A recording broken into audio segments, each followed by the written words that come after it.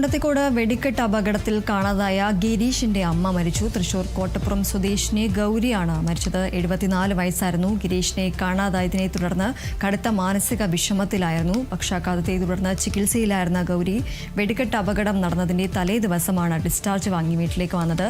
ഇന്നലെ ബോധം വന്നപ്പോൾ മകനെ അന്വേഷിക്കുകയായിരുന്നു. ഇന്ന് വൈകിട്ട് 3 മണിക്ക് പാർമിക്കാവ് ശാന്തിഘട്ടിൽ സംസ്കാരം നടക്കും.